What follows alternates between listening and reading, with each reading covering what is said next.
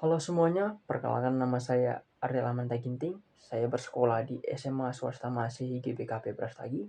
Sekarang saya sedang menduduki di kelas 11 fase kesehatan 1. Di sini saya ingin menyampaikan beberapa hasil dari karya ilmiah saya yang berjudul yaitu adalah dampak dari artificial intelligence bagi perkembangan siswa di sekolah. Karya ilmiah ini saya kerjakan sebagai tugas spesialis saya yang guru pembimbing saya itu adalah Ibu EP atau Ibu Elisa Purba. Di sini saya akan menjelaskan sedikit dari latar belakang sampai ke simpulan dan saran nanti.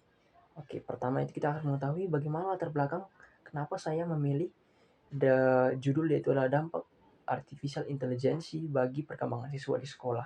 Seperti yang kita tahu, bagaimana perkembangan pendidikan modern saat ini kita pasti tahu bagaimana sangat pesat sekali. Contohnya yang perkembangan saat ini adalah AI atau artificial intelligence.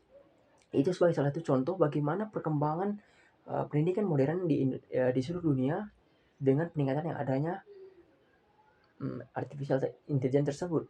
Tapi kita harus mengetahui dari artificial intelligence tersebut masih banyak kekurangan yang harus kita pelajari dan masih banyak juga yang harus kita perbaiki. Karena mengapa? Karena banyak sekarang siswa-siswa pada zaman saat ini hanya menggunakan artificial intelligence hanya untuk mencari jawaban instan tanpa mengetahui bagaimana jalan-jalan tersebutnya. Jadi oleh sebab itu saya ingin tertarik sekali untuk membahasnya sebagai judul karya ilmiah saya tersebut. Tujuan saya yang membahasnya itu pertama adalah untuk siswa pastinya agar mengetahui bagaimana mengintegrasikan mm, artificial intelligence dengan baik. Yang keduanya itu bagi pendidik, bagaimana pendidik atau guru bisa memberikan pendidikan yang terbaik dalam penggunaan artificial intelligence bagi anak muridnya. Selanjutnya itu pasti adalah untuk pembuatan visi kepada pembuat kebijakan yang otomatis adalah dinas pendidikan, pemerintah, dan masih banyak bagian-bagian lainnya. Saya persingkat saja. Jadi di situ saya ingin menyampaikan bahwa supaya pemerintah tahu bagaimana dapat membuat kebijakan-kebijakan yang lebih relevan dengan etika pembelajaran yang lebih baik agar siswa bisa menggunakan artificial intelligence dengan baik. Selanjutnya adalah sebagai uh,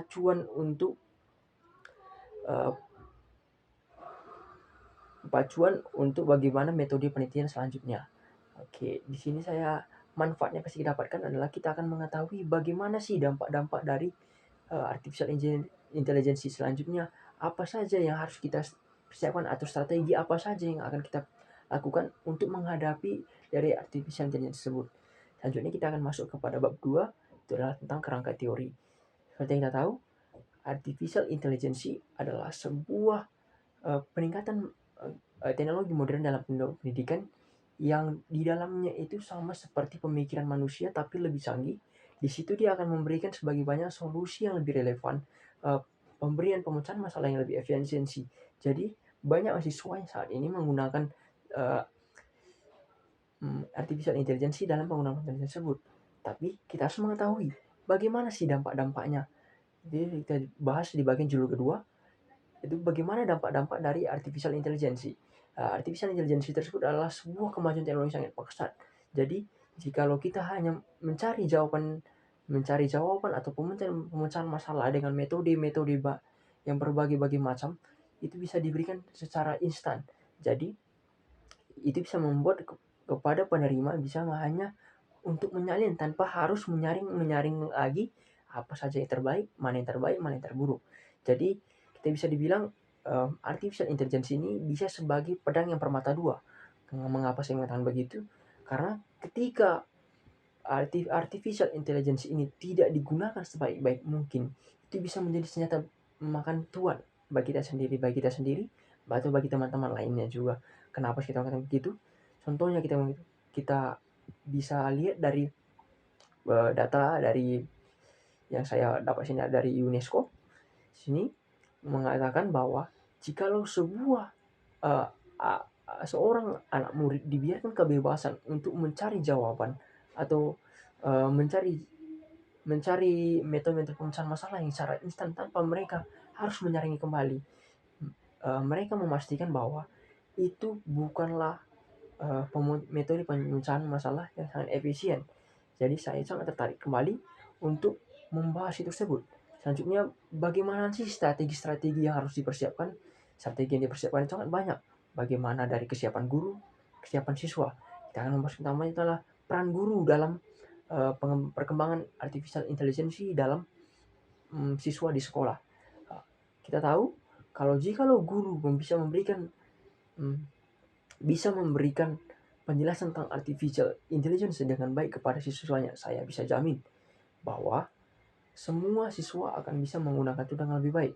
Mengapa saya demikian? Karena banyak sekarang siswa sekarang ini hanya menggunakan artificial intelligence tanpa pengarahan khusus dari gurunya. Jadi hanya guru memberikan cara menjawab tersebut. Jadi siswa hanya mencari jawaban instan tanpa mengetahui cara metode pemecahan masalahnya.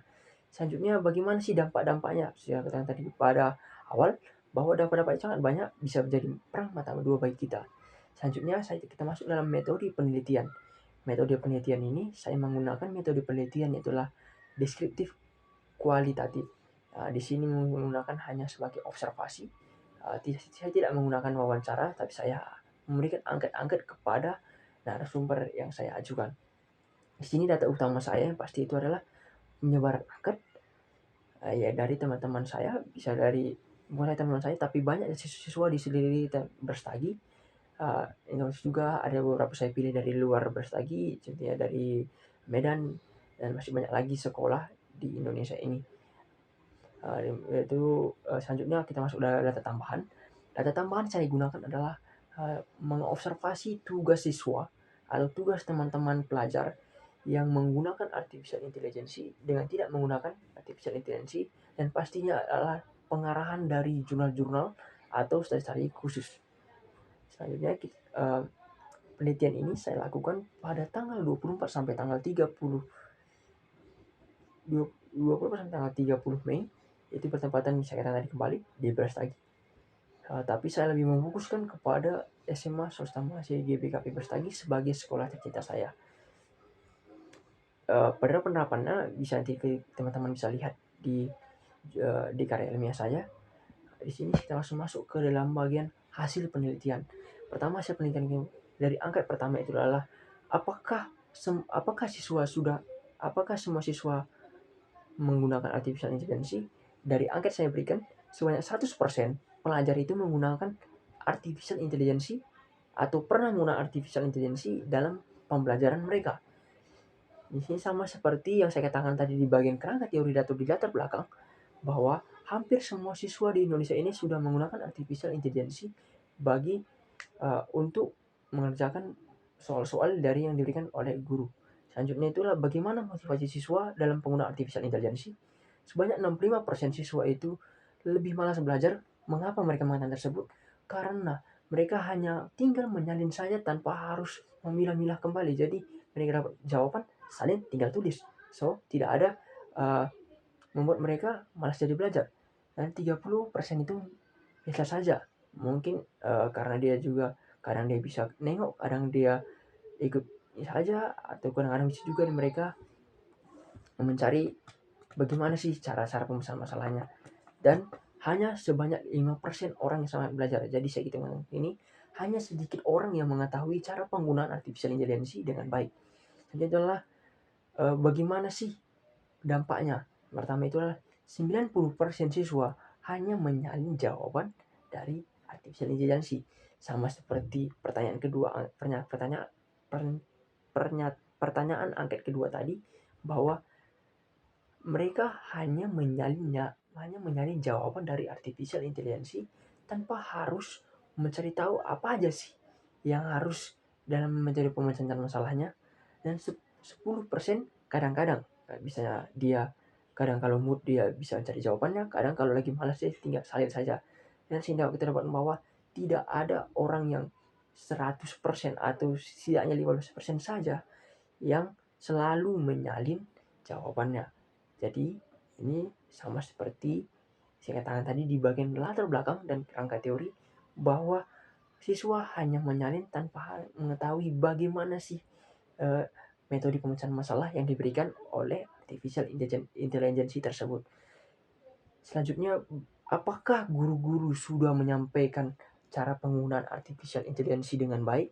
Di sini saya akan data bahwa sebanyak 45% guru menjelaskan penggunaan AI. Ini saya hanya 45%. Selanjutnya, sebanyak 65% guru tidak menjelaskan penggunaan AI. Wow, kita lihat sini dari data tersebut, memang kita lihat di Indonesia memang begitu ya teman-teman. Peran guru itu sangat penting. Jadi jikalau guru tidak menyampaikan bagaimana penggunaan AI dengan baik, pasti angket ketiga dan keempat pasti akan selalu terjadi, yaitu motivasi yang menurun dan mereka hanya menyalahkan saja. Jadi situ penting seorang guru untuk memberikan motivasi yang baik kepada siswa dengan bagaimana cara penggunaan artificial intelligence dengan baik. Selanjutnya kita masuk dalam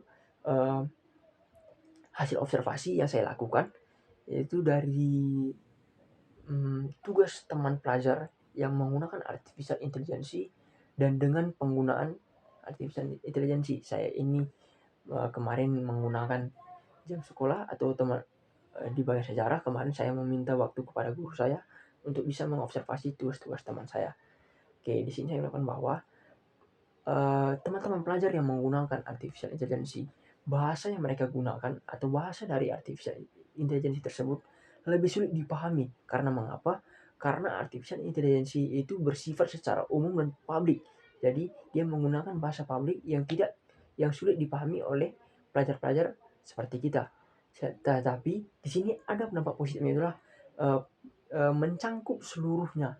Jadi itu data-data yang mereka berikan itu sangat-sangat relevan. Jadi saya katakan itu sangat bagus.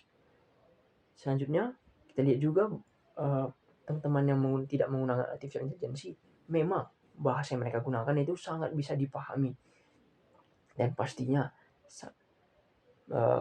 pendekatannya sangat sama seperti guru.